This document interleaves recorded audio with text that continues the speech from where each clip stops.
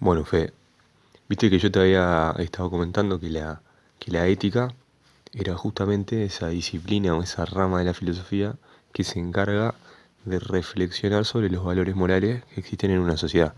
Es decir, se pone a pensar sobre todo aquello que nos dicen que está bien, que está mal, y se hace la pregunta ¿de dónde vienen estas ideas de bien y de mal que ya todos tenemos tan naturalizadas?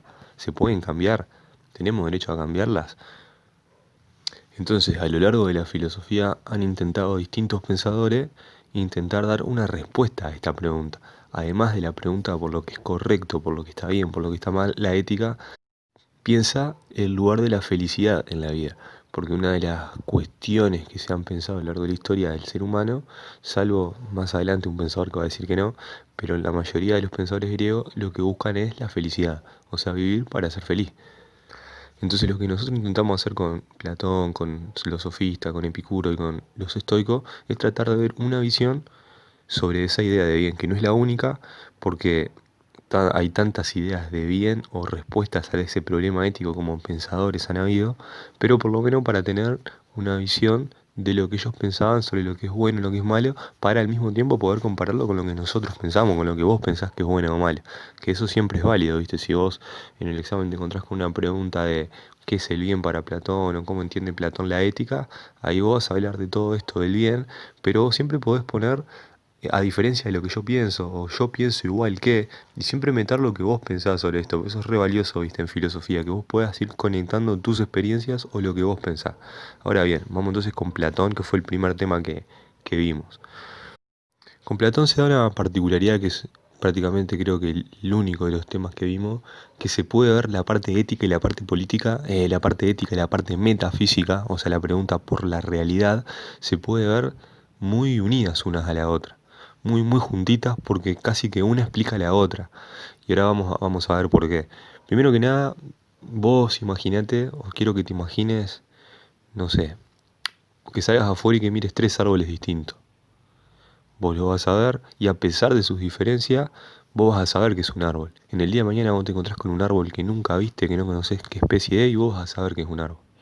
Lo mismo pasa casi con todas las cosas. Imagínate la silla de tu casa y la silla de la casa de tu novia y la silla del liceo. Sillas totalmente distintas, pero a pesar de serlo, vos sabés que son sillas. Lo mismo pasa con una lapicera. Vos mirás 10 lapiceras distintas y vos decís, estos son lapiceras. ¿Y cómo sabés que son lapiceras? Si son todas distintas. Puede pasar con una mesa, puede pasar con las nubes y hasta incluso puede pasar con el ser humano. Todos los seres humanos somos distintos en apariencia. Vos los mirás y no hay, salvo dos gemelos, no hay dos personas iguales. Y en cambio nosotros sabemos que es un ser humano. Y si en el día de mañana vos me decís, sí, pero seres humanos son personas, son individuos que tienen dos piernas, dos brazos, pero si vos ves a uno que le faltan las piernas y le faltan los brazos, vos vas a saber que es un ser humano. ¿Por qué? ¿De dónde viene esa idea? Esta es la pregunta que se va a hacer Platón y donde él va a partir para fundamentar toda su metafísica y después su ética. Y acá en este tema yo te voy a mezclar las dos ramas de esa filosofía, de la metafísica y la ética, que son dos unidades, porque van íntimamente unidas. Entonces, ¿qué es lo que va a decir Platón?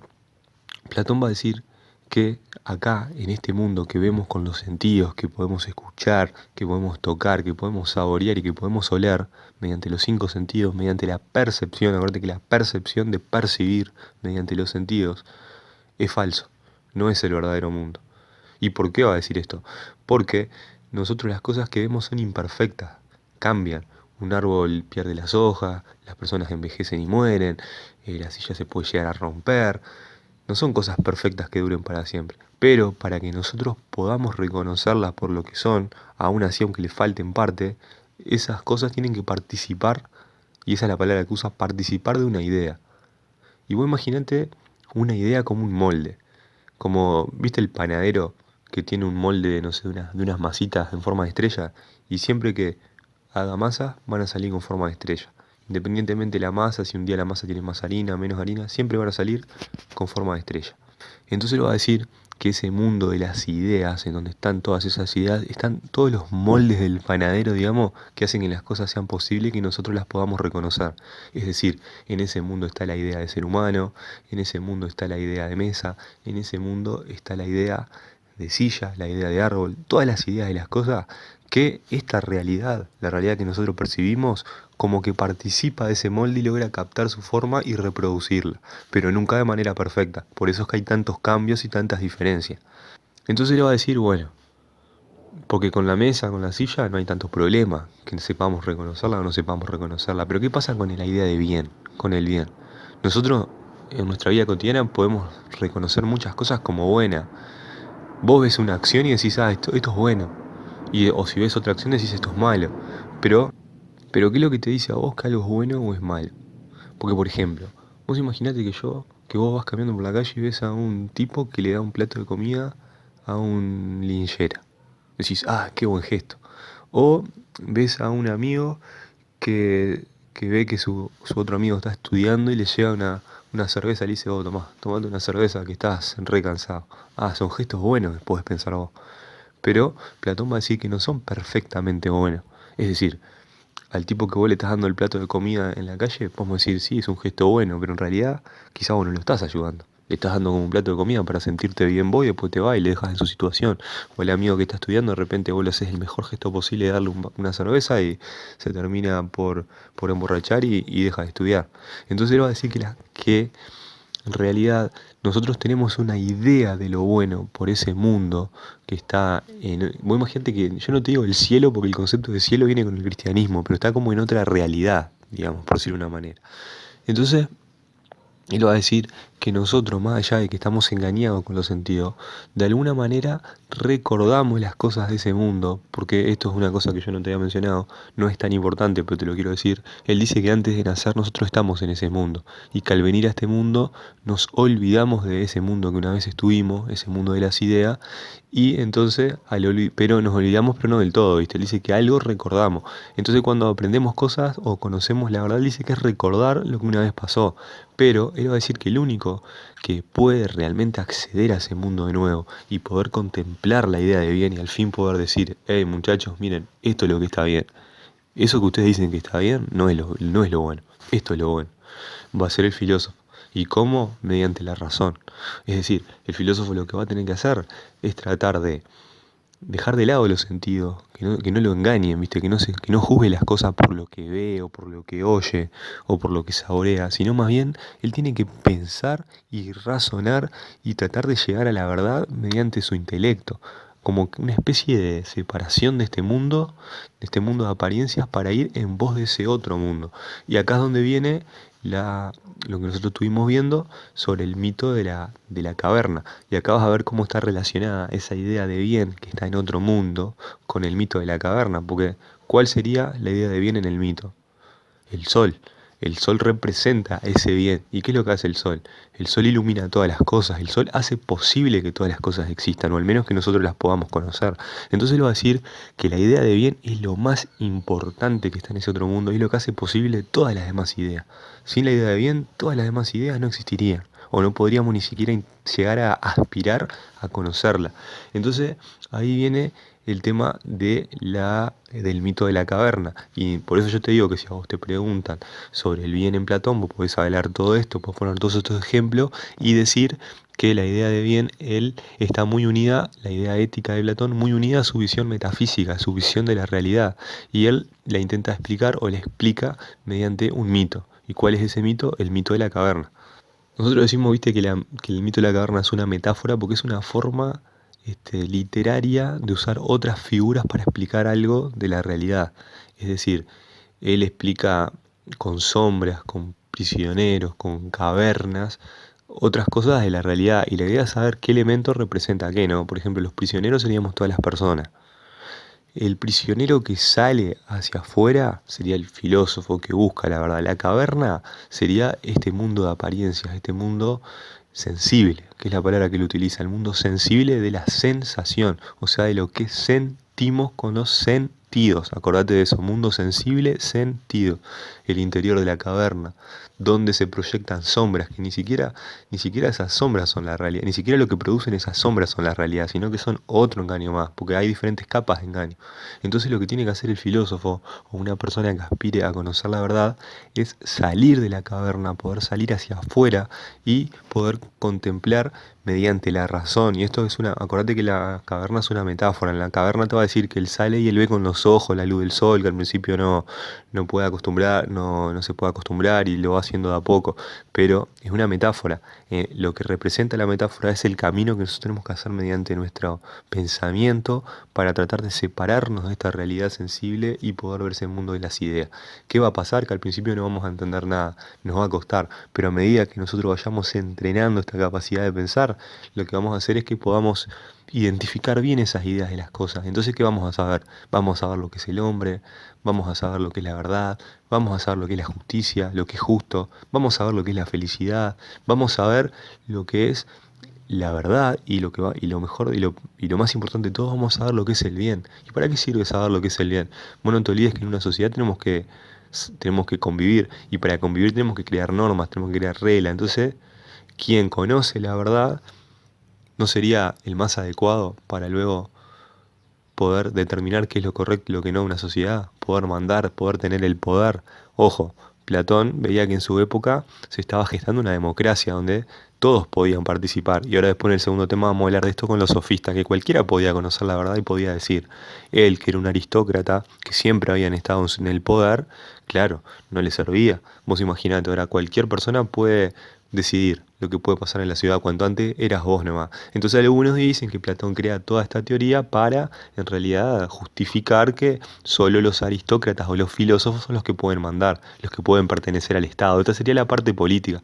Pero para que vos veas cómo está todo unido en Platón, la explicación ontológica de la realidad donde él separa los dos mundos, el mundo sensible y el mundo de las ideas, que hace la metáfora de la caverna para explicar esa transición entre un mundo y otro, y la parte ética, o sea, del bien, que es el que sale de esa caverna, el que puede ver el bien, y esa persona que sale de la caverna y puede ver el bien es el que tiene derecho a gobernar. Ahí tenemos la parte política. ¿Viste cómo esas tres ramas están sumamente conectadas en Platón? Viste que habíamos, esto de la película que nosotros vimos de Truman Show, vos la podés utilizar totalmente, es decir, ya sea redactado o hablado. A mí me hace pensar lo del mito de la caverna a una película que vi que es el Truman Show, que él creía que vivía en una realidad que era todo verdad, donde él creía que había cosas que estaban bien, otras que estaban mal, cuando en realidad todo eso era impuesto y era todo mentira. Y era todo dirigido por un director desde afuera, como para que vos veas ahí la diferencia entre dos realidades, digamos, o la apariencia realidad. Otra cosa que se puede comparar la caverna de Platón con la publicidad. Viste que en la publicidad nos venden una historia de cómo ser felices mediante tener muchas cosas, que esto también lo podemos relacionar con Epicuro, ahora después cuando yo te mande el audio de Epicuro, tener muchas cosas, ser famoso, ser lindo, ser joven, y nos hacen creer que esa es la realidad. Y la pregunta sería, ¿es esa la realidad?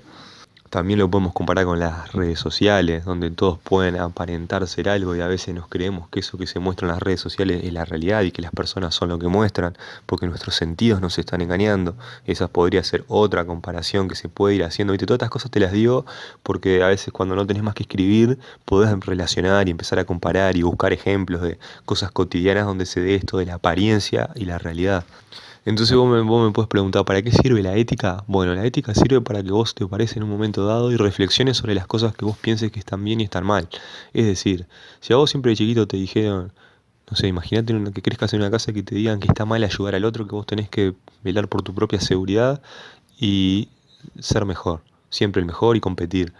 Quizá vos de chiquito y adolescente siempre creíste que eso era la verdad, pero si vos ejercés el ejercicio, valga la redundancia, de la ética, vos vas a pararte frente a esa norma que tenés incorporada y decir, bueno, pero esto está bien, ¿será que está bien? Y tratar mediante reflexiones con todas las cosas que están bien y están mal, que vos tenés ahora incorporada en tu yo, pensarlas y decir, bueno, esta sí la tomo, me gusta esto, ayudar a mis amigos, esto está bueno.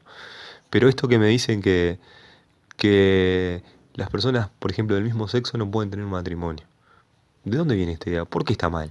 ¿Entendés? La idea es que vos puedas reflexionar sobre lo bueno y lo malo y tratar de tener tu propia autonomía y decir, bueno, esto para mí está bien y está mal, y pero por esto, porque yo lo creo, porque yo razoné que es así, no porque alguien más me lo dijo y me lo hizo creer siempre. Entonces, viste que cuando volviendo al significado ontológico, que sería onto de realidad, del ser, esta es la parte metafísica de Platón.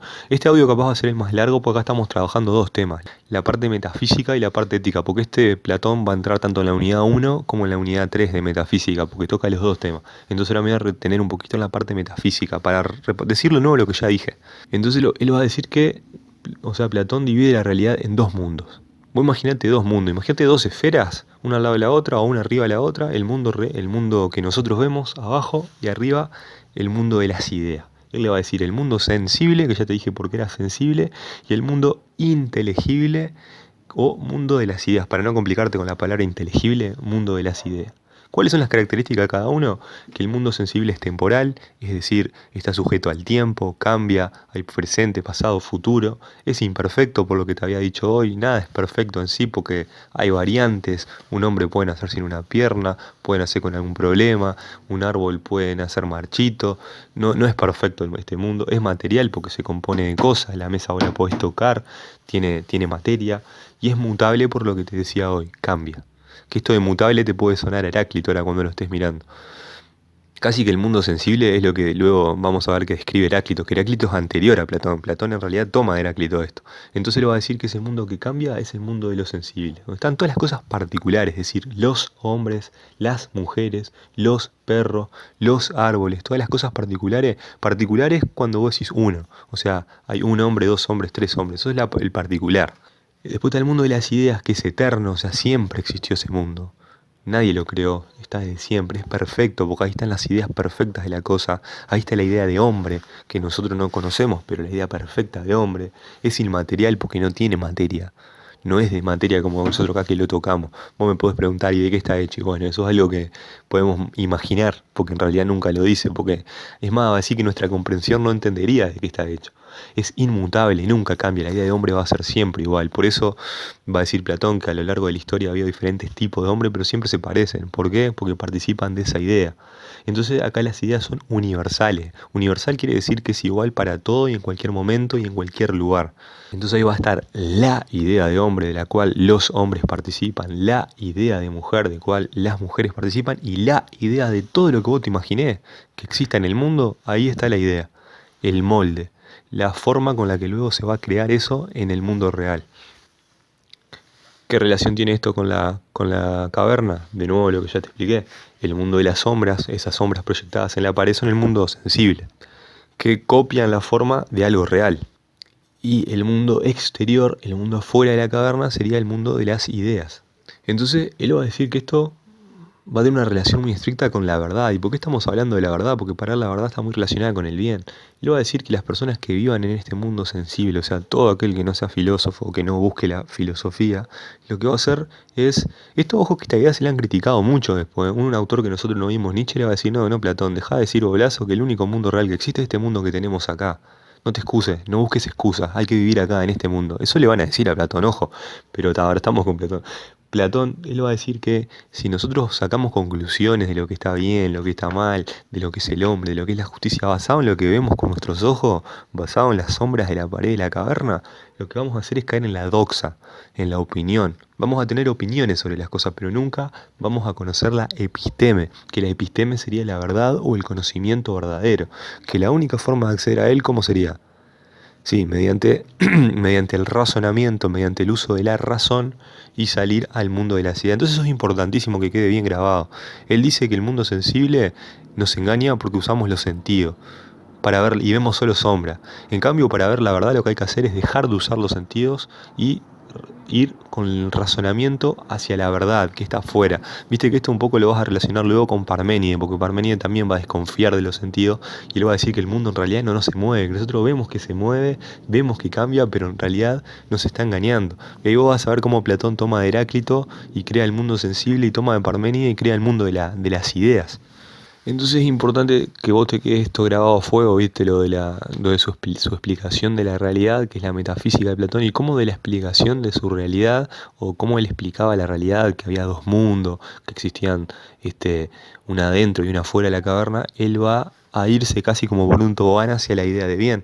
La idea de bien es la que está afuera, la verdadera, porque las otras son copia, y solo la idea de bien va a ser posible que nosotros podamos discernir si las otras cosas son verdaderas o son falsas. Solo el filósofo que conoce el bien va a poder decir, bueno, esto es verdad, esto no lo es. Vos que querés participar de la democracia y decir que el mercado tiene que abrirse hacia otros países, eso está mal. ¿Por qué? Porque yo soy un filósofo y yo sé que está mal. Vos me podés decir, bueno, Platón, capaz en realidad eso es porque te sirve a vos, no te sirve que esa persona, y bueno, eso va a quedar siempre, viste, en la duda, digamos. Y cuando nosotros, según Platón, actuamos de mala manera o que es el mal, él va a decir que en realidad no es que lo malo exista en sí, sino que lo malo es la ausencia del bien, como el silencio es la ausencia del sonido, como la oscuridad es la ausencia de la luz. Entonces, las personas que actúan mal no es porque sean malas. Esa es una visión bastante controversial de Platón. No es que uno que roba o que viola o que mata es malo, sino que no conoce la idea de bien, porque vive en la ignorancia, vive preso de sus sentidos, vive preso de sus pasiones, de sus deseos. Así que creo que con esto, más o menos, a mí me gustaría que te quede esa idea, ¿viste? De cómo la metafísica, o sea, la pregunta por la realidad, está vinculada una vez que la explica con la idea de bien, y a su vez la idea de bien está vinculada con la idea de la filosofía política para Platón, que en realidad la filosofía política de Platón solo eso que te quede, de que el filósofo es el que puede gobernar porque es aquel que contempla la verdad y contempla lo que es justo. Porque, no sé, me imagino una pregunta que te digan cuál es la visión de la realidad de Platón y qué relación tiene con el bien, o si te preguntan por el bien en Platón, vos ya podés hablar también de la parte metafísica, porque está todo relacionado.